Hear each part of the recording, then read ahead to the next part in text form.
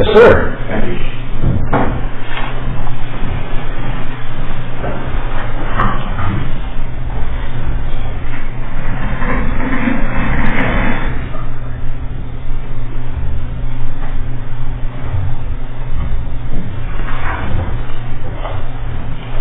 Your insane action by an insane man is sick of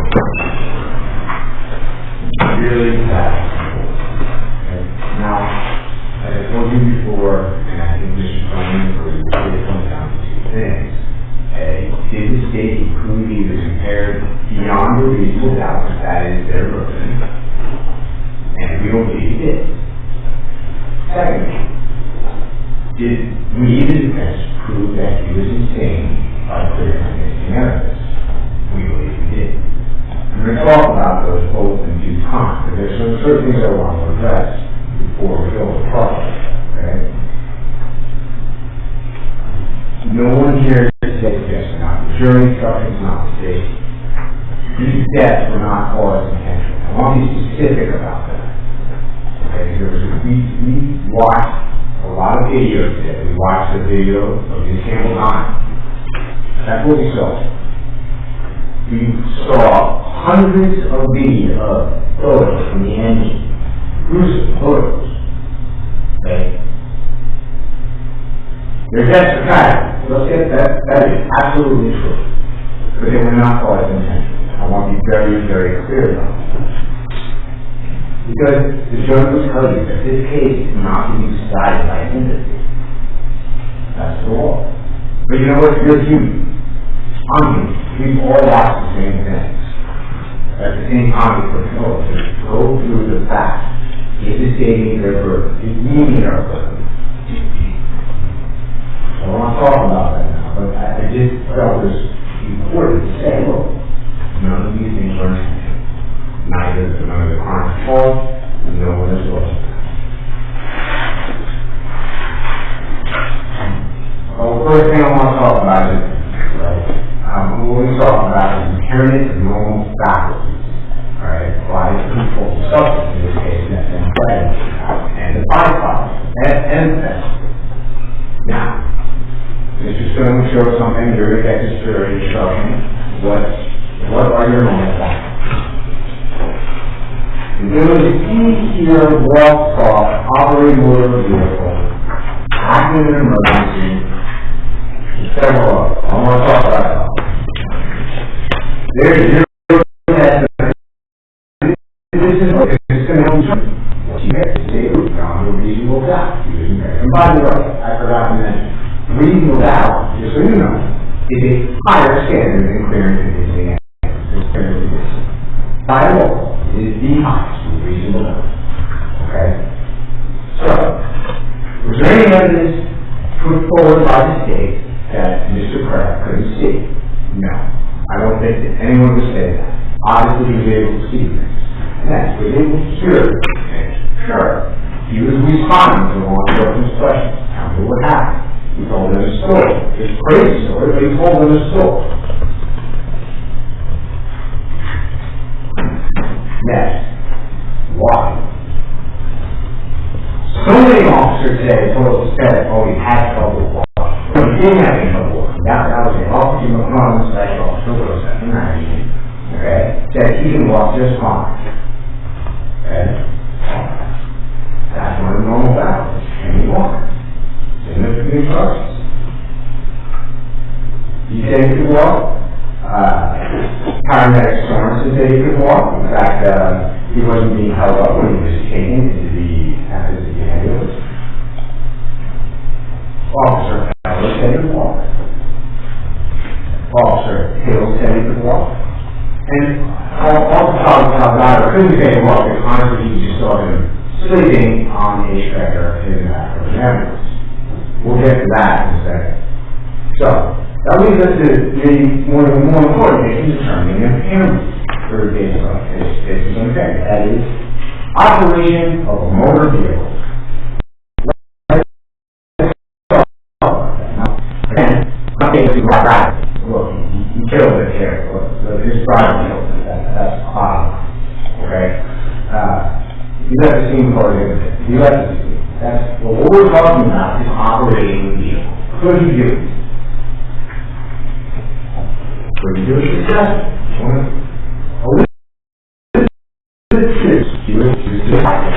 We saw a call. We called it morning. She testified. He stopped at a red light. Next, she remembered. Light turns green, and he increases his speed, and this is going to sideslice Mr. Russo. He keeps going, goes away at a speed of about 57 miles per hour, I think is what he said, testified. Now, next piece of evidence regarding his driving habits, okay, his ability to operate a vehicle. Officer Thomas Bureau from the Stanford Airport Police Department. He's the one who testified about the video that I hope you don't recall, talking about when the car crashed problems. It was a Jaguar, Louis Jaguar. And what he said, that Louis Jaguar was driving within you. Flow of traffic, in other words, it wasn't outrageously fast, it wasn't outrageously slow. It was driving for traffic. On the way back, and sped up to about 55. Now, this is 46. 46 on the airport, across the street from Millennium, right around Millennium High School, school in Martin. People driving between 45 and 60 degrees time.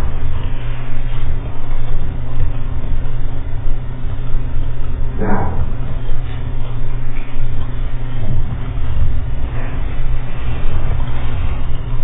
I want to talk about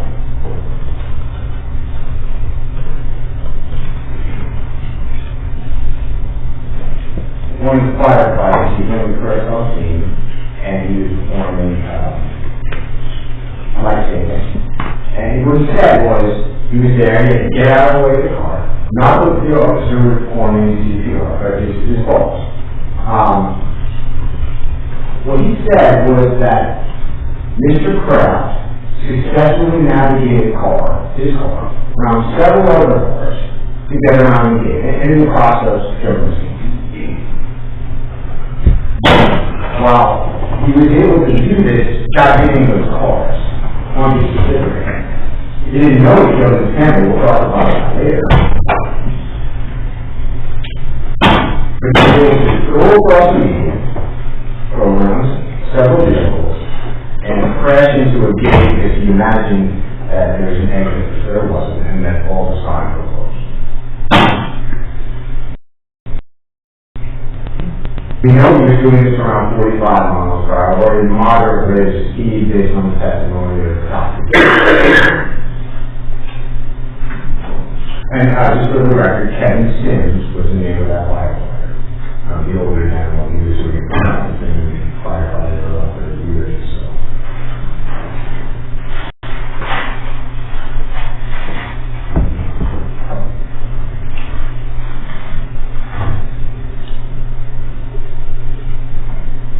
Now, again, was he driving erratically? Sure, absolutely. Was he successfully able to operate his vehicle, turn it, drive around people, drive at the stop at the stop signs, stop at the stoplight? Yes. Now, I want to talk about the field sobriety examinations, okay? Those were performed by Officer McClellan, Officer Simmers, okay? You saw some video from two different angles, so Officer McClellan was body cam video, okay? And just so you have the record, that is stage 22. You know, as I agree with you, just go watch that video.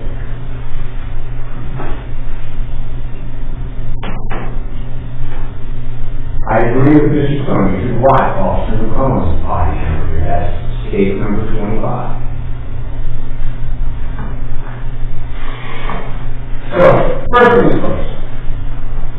Throughout all these field sobriety examinations, Officer McClellan says he had a 2-inch orbital display, that's her testimony, going around in circles. I don't know what video she watched, but it's not the one that I saw on that TV. And I didn't see a 2-inch orbital sway going in a circle. She said that it looked better than Sean Hill's video. I didn't see it then either. So watch for the video, make the determination yourself. But it's simply not there.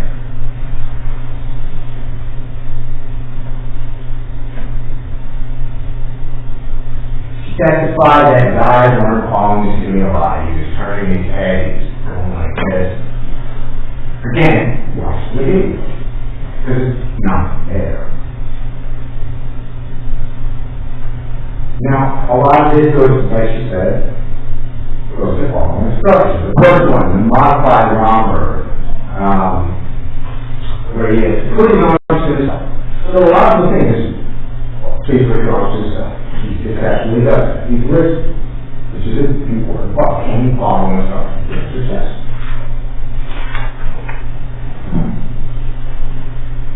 And he's got to count silently to 30 with his eyes closed and his head tilted back. He does so, he gets his head, he closes his eyes, 1, 2, in his mind. And around the 11-second mark, I counted 15, she said 11. Watch for yourself, make a determination. She interrupts. She says, are you done? Because his eyes open. I was her definitely. She described that as the first time. Second time. He proceeded up. 40 seconds, 40, 45 seconds. Opens his eyes. Okay, she goes, you know what? I'm going to do the third time. And he does it, closes his eyes. Her testimony is 21 seconds. I counted 25. You make a determination yourself. You want to try her back, I will do it. And then it's 25. He's not following instructions. He's not swaying, he's not falling off.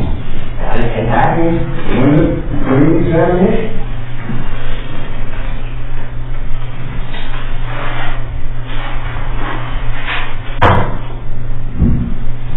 The next is provide him and is it walking? The previous told the officer and her, I have something wrong with my hands. What she tried to do with it? Tell them, put your left foot on the line. That's instruction number 1. Got it. Put your right foot in front of the left. You got it. On to the side. He said, my knees hurt. It stops. Now, she made a big deal about it over and over again. Can he walk? He was able to walk, so therefore he could do this. I kept asking, is that the same thing as walking? Clearly it's not. So the idea that, he could walk, therefore he can do a walking turn is ridiculous. Besides, as I pointed out, being able to walk is a normal fact. Doing a walking turn, a statute, by the majority of it, is not a normal fact.